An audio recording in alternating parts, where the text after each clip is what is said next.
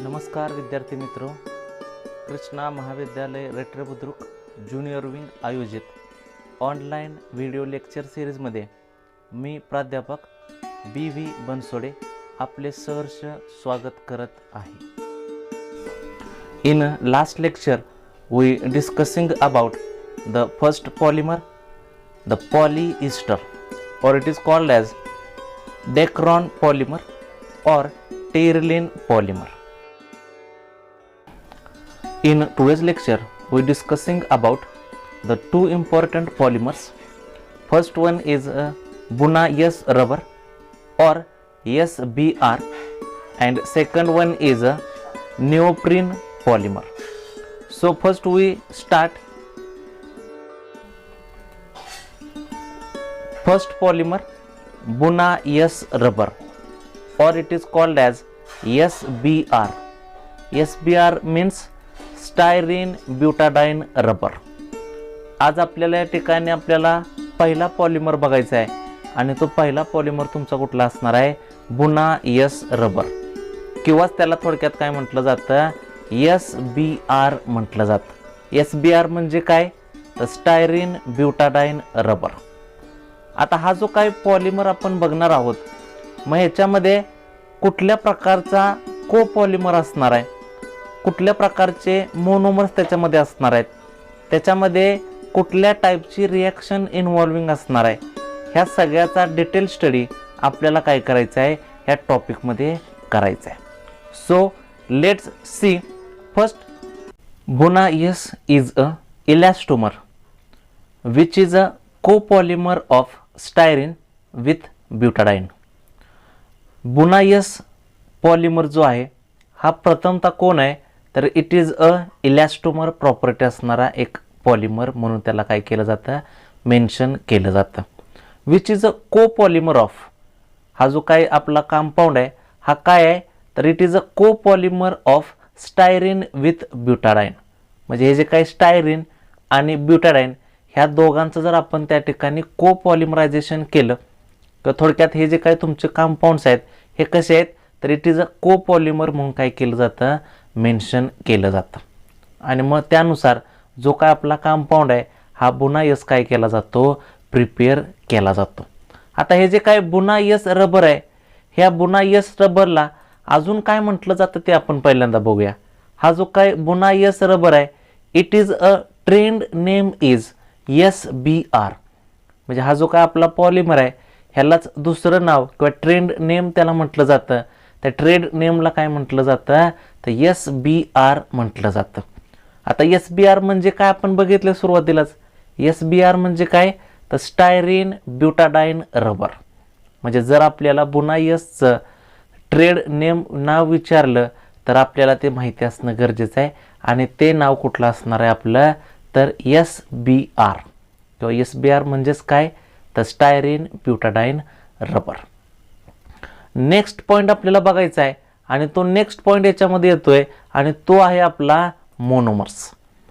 मग याच्यामध्ये किती प्रकारचे मोनोमर्स आहेत ते मोनोमर्स पहिल्यांदा आपल्याला माहिती असणं गरजेचं आहे. मग मोनोमर्स याच्यामध्ये दोन प्रकारचे आहेत. पहिला असतो 1,3 ब्युटाडाईन आणि दुसरा असतो स्टायरीन मोनोमर. म्हणजे जर आपल्याला Buna-S पॉलिमर तयार करायचा असेल तर आपल्याकडे जे मोनोमर्स आहेत हे मोनोमर्स आपल्याला काय करायचे आहेत? रिप्रेझेंट करायचे आहेत. आणि हे किती मोनोमर्स असणार आहेत आपल्याकडं? तर 2 मोनोमर असणार आहेत. मग पहिला मोनोमर कुठला आहे त्याच्यामधला? तर 1,3 ब्युटाडाईन मोनोमर, आणि दुसरा कुठला असणार आहे? स्टायरीन. आता हे जे काय 2 मोनोमर्स आहेत ह्यांचे पहिल्यांदा आपल्याला काय करायचे आहेत? स्ट्रक्चर तयार करायचे आहेत. मग आपण हे पहिलं अगोदर बघितलेलंच होतं. 1,3 ब्युटाडाईन स्ट्रक्चर कसं तयार होणार आहे बघा, ह्याच्या नावातच आहे. ब्यूट म्हणजे किती? 4 कार्बन. डाय म्हणजे काय? 2. आणि ENE म्हणजे काय? Double bond.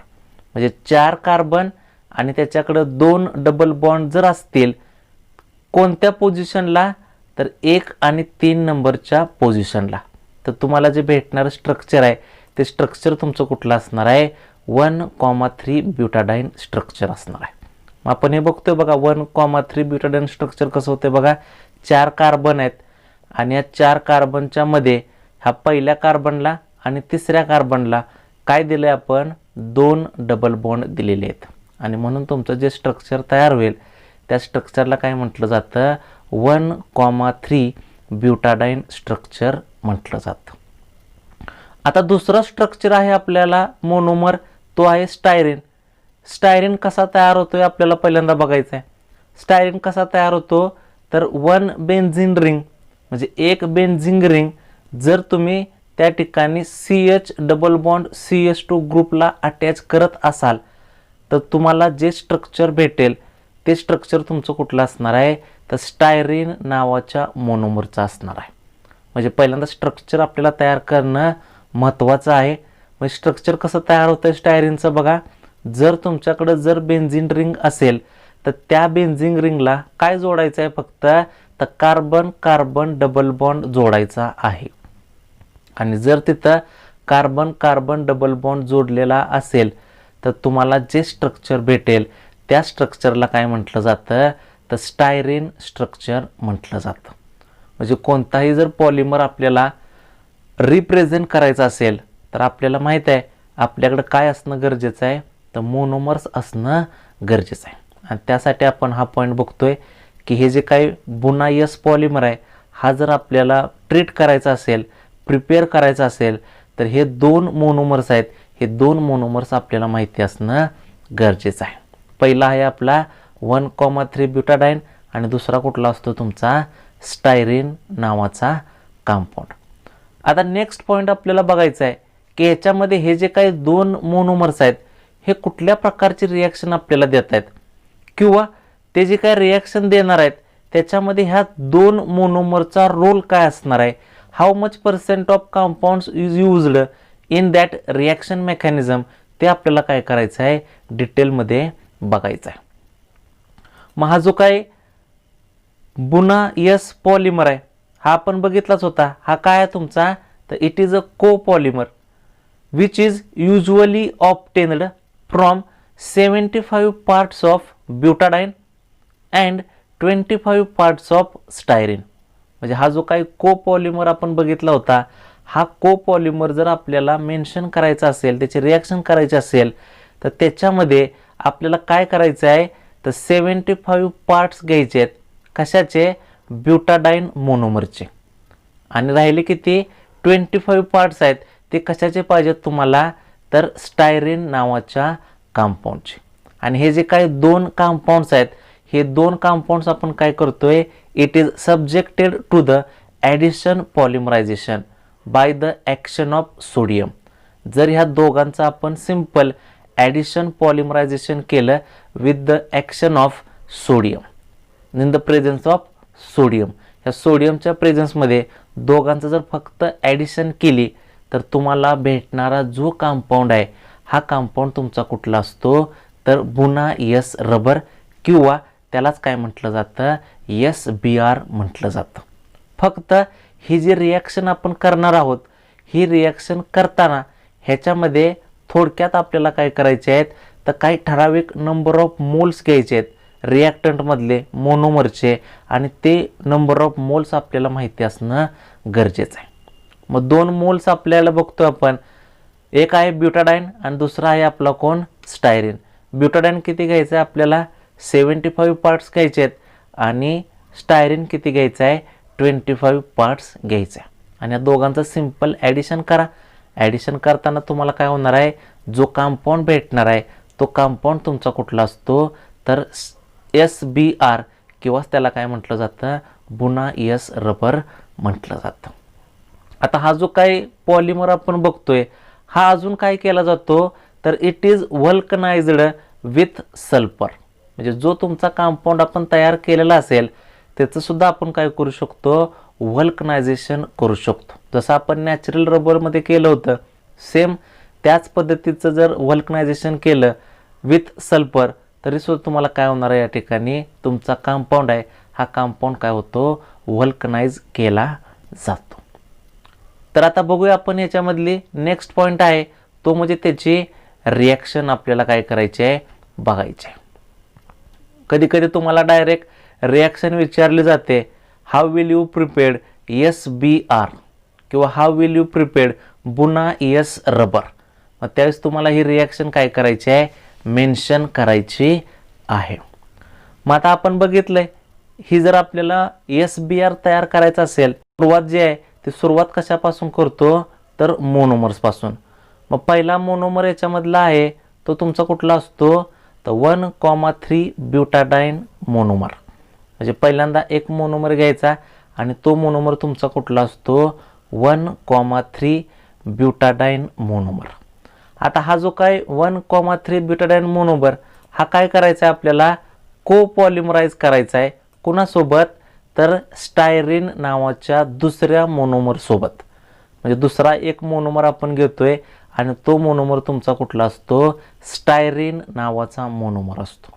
हे स्टायरीन स्ट्रक्चर आपल्याला तयार करणं महत्त्वाचं आहे. हे तयार करता आलं पाहिजे. कसं तयार केलंय बघा, याच्यामध्ये 1 बेन्झिन रिंग, ही जी बेन्झिन रिंग आहे ह्याला कोण अटॅच आहे तुमचा तर CH डबल बॉन्ड CH2. म्हणजे कार्बन कार्बन डबल बॉन्ड हा फक्त काय केला जातो, ह्या बेन्झिन रिंगला अटॅच केला जातो. आणि मग जे स्ट्रक्चर भेटेल ते स्ट्रक्चर तुमचं कुठलं असणार आहे, स्टायरीन मोनोमरचं असणार आहे. म्हणजे जर आपण हे मोनोमर्स घेतले 1,3 ब्युटाडाईन आणि स्टायरीन आणि यांना जर आपण त्या ठिकाणी ट्रीट केलं, फक्त ट्रीट करताना जो तुमचा पहिला मोनोमर आहे हा किती घ्यायचा आहे आपल्याला तर 75% घ्यायचा आहे. किंवा किती पार्ट्स घ्यायचे त्याच्यामध्ये 75 पार्ट्स घ्यायचे आहेत. आणि हा जो राहिलेला स्टायरीन नावाचा कंपाऊंड आहे हा किती पार्टमध्ये पाहिजे आपल्याला 25 पार्ट्समध्ये, किंवा किती पर्सेंटमध्ये पाहिजे आपल्याला 25% मध्ये पाहिजे. आणि सिंपल जरी आपण ह्या दोघांचं ॲडिशन पॉलिमरायझेशन केलं in the presence of sodium metal तर तुम्हाला जो कंपाऊंड इथं भेटणार आहे हा कंपाऊंड तुमचा कुठला असतोय तर त्या ठिकाणी SBR स्टायरीन ब्युटाडाईन रबर किंवा बुना एस रबर. मग बघूया ह्याच्यामध्ये कसं पॉलिमरायझेशन होते. ॲडिशन पॉलिमरायझेशन करणार आहे पण नेमकं कशा प्रकारचे रिॲक्शन होते ते आपण पहिल्यांदा मेन्शन करूया. मग काय होते बघा, इथं आपण बघितलं हा ॲरो, हा डबल बॉन्ड आहे. हा डबल बॉन्ड काय होणार आहे, शिफ्ट होणार आहे इथल्या सिंगल बॉन्डवरती. त्यानंतर इथला जो तुमचा डबल बॉन्ड आहे हा शिफ्ट होतो कशावरती, ह्या स्टायरीनमधला जो कार्बन आहे त्या कार्बनवरती. आणि नंतर इथं परत जो डबल बॉन्ड आहे हा डबल बॉन्ड काय करतो, पुढच्या एका कार्बनला काय करतो, अटॅच करतो. कारण हे जे कंपाऊंड्स आहेत, मोनोमर्स आहेत, हे आपण किती वेळा घेतो, N टाइम्स वेळा घेतो. म्हणजे हीच रिॲक्शन काय होते, रिपीटिंगली होत असते. हा पहिला कार्बनवरचा बॉन्ड हा दुसऱ्या ठिकाणी अटॅच होणार, हा डबल बॉन्ड पुढं अटॅच होणार आणि हा बॉन्ड तसंच काय होणार आहे, पुढं अटॅच होणार आहे. आणि मग असं जर होत असेल, असं जर रिॲक्शन मेकॅनिझम याच्यामध्ये होत असेल तर मग काय भेटणार आहे आपल्याला, मग तो कंपाऊंड आपल्याला काय करायचा आहे, प्रिपेअर करायचा आहे. मग काय होतंय बघा, हा जर बॉन्ड इथं डबल बॉन्ड होता, हा जर मी इथं शिफ्ट केला तर इथं बॉन्ड राहिला कुठला तुमचा, सिंगल बॉन्ड. म्हणजे CH2 आणि CH मध्ये जो बॉन्ड राहील तो बॉन्ड तुमचा कुठला असणार आहे, सिंगल बॉन्ड असणार आहे. आणि त्यानंतर इथं जो तुमचा सिंगल बॉन्ड होता हा सिंगल बॉन्ड कन्वर्ट कशामध्ये होतो, डबल बॉन्डमध्ये. नेक्स्ट परत काय येणार आहे तुमच्याकडं, CH, इथं डबल बॉन्ड होता, हा डबल बॉन्डचं कन्वर्जन कशामध्ये झालं, सिंगल बॉन्डमध्ये. आणि हा CH2 नंतर कोणाला अटॅच झाला आहे तर या पुढच्या CHला, की ह्या CHला कोण ग्रुप अटॅच आहे तर एक फिनिल ग्रुप अटॅच आहे किंवा एक बेन्झिन ग्रुप अटॅच आहे. नंतर इथं डबल बॉन्ड होता, हा डबल बॉन्ड काय झाला तुमचा, सिंगल बॉन्ड. आणि पुढं कोण राहिला तुमचा, CH2. आणि हे कुठपर्यंत चालतं तुमचं, N टाइम्स वेळा चालणार. आणि मग त्यानुसार जो कंपाऊंड तुम्हाला भेटेल तो कंपाऊंड तुमचा कुठला असतो, स्टायरीन ब्युटाडाईन रबर किंवा बुना एस रबर. कधी कधी तुम्हाला 2 मार्क्ससाठी अशा प्रकारचे जी काय रिॲक्शन आहे ही रिॲक्शन तुम्हाला काय केली जाते, विचारली जाते. एक महत्त्वाचा पार्ट या सम इम्पॉर्टंट पॉलिमर्समध्ये म्हणून काय केलं जातं, या SBRला ट्रीट केलं जातं. एकदम सिंपल रिॲक्शन आहे. फक्त ही रिॲक्शन करताना आपल्याला काय करायचं आहे, ॲडिशन पॉलिमरायझेशन प्रोसेस वापरायची आहे. फक्त ॲडिशन करा, कुठलाही कंपाऊंड याच्यातून इलिमिनेट होणार नाही. फक्त 2 कंपाऊंड्स एकामेकाला अटॅच करा आणि अटॅच करून जो तुमचा पॉलिमर भेटेल तो पॉलिमर आपला कुठला असणार आहे, तर SBr पॉलिमर असणार आहे. फक्त ह्या दोघांची ॲडिशन करताना तिथं जे को पॉलिमर आपण वापरतोय ह्यांचं पर्सेंटेज आपल्याला माहिती असणं गरजेचं आहे. आणि ते किती पर्सेंटेज पाहिजे, तर 1,3 ब्युटाडाइन किती पाहिजे तुम्हाला, 75%. आणि स्टायरीन किती पाहिजे तुम्हाला, 25%. फक्त शिफ्टिंग ऑफ डबल बॉन्ड केलेत, हा डबल बॉन्ड पुढे शिफ्ट होणार, हा डबल बॉन्ड पुढे शिफ्ट होणार, हा डबल बॉन्ड पुढे शिफ्ट होणार. आणि जिथं सिंगल बॉन्ड आहे तिथं डबल बॉन्ड येणार, जिथं डबल बॉन्ड आहे तिथं काय होणार आहे, सिंगल बॉन्ड येणार आहे. अशा प्रकारे जे पॉलिमरायझेशन आपण करतोय, की जी रिॲक्शन आपण बघतोय ती रिॲक्शन कुणासाठी असणार आहे, तर बुना साठी असणार आहे किंवा स्टायरीन ब्युटाडाइन रबरसाठी प्रिफर करत असतोय. आता हे झाले तुमचे रिॲक्शन मेकॅनिझम. आता आपल्याला नेक्स्ट पॉईंट बघायचा आहे आणि तो नेक्स्ट पॉईंट आहे तुमचा युजेस. म्हणजे हा जो काय पॉलिमर आहे हा आपण कुठं कुठं यूज करू शकतो ते आपल्याला काय करायचं आहे, ॲप्लाय करायचं आहे. मग हा जो काय बुना रबर आहे हा काय आहे, it is superior to the natural rubber. म्हणजे नॅचरल रबरपेक्षा सुपेरियर पॉलिमर जर बघितला तर तो कुठला असतो, आपला बुना रबर म्हणून काय केला जातो, रिप्रेझेंट केला जातो. With regards to mechanical strength. म्हणजे जर आपण त्याची मेकॅनिकल प्रॉपर्टी बघितली, मेकॅनिकल स्ट्रेंथ बघितली आणि त्याला जर रिगार्ड केला तर जनरली ह्या दोघांचा कंपॅरिझनमध्ये हा बुना रबर आहे हा कसा असतो, तुमचा सुपेरियर म्हटला जातं. And has abrasion resistance. आणि त्याच्यामध्ये काय राहतं तुमचं, तर ॲब्रेशन रेजिस्टन्स त्या ठिकाणी काय केला जातो, मेन्शन केला जातो. आणि म्हणून hence it is used in tyre industries. आणि म्हणून ह्या त्याच्या प्रॉपर्टी असतात म्हणून त्या ठिकाणी काय केलं जातो, हा जो काय तुमचा पॉलिमर आहे हा पॉलिमर लार्ज स्केलमध्ये कुठं यूज केला जातो, तर इन टायर इंडस्ट्रीजमध्ये त्याचा वापर केला जातो. म्हणजे जर याचा जर मेनली यूज बघितला तर हा मेन यूज जास्तीत जास्त आपल्याला कुठं भेटतो, तर इन टायर इंडस्ट्रीजमध्ये भेटत असतो. अशा प्रकारे आपण जे काही बुना पॉलिमर आहे किंवा SBr पॉलिमर आहे हा काय करू शकतो, एक्सप्लेन करू शकतो त्याच्या प्रॉपर्टीजसह किंवा त्याच्या युजेससह. म्हणजे जर तुम्हाला त्याचे युजेस विचारले तर तुम्ही त्याच्यामध्ये काय करू शकता, हा यूज त्या ठिकाणी प्रिफर करू शकता.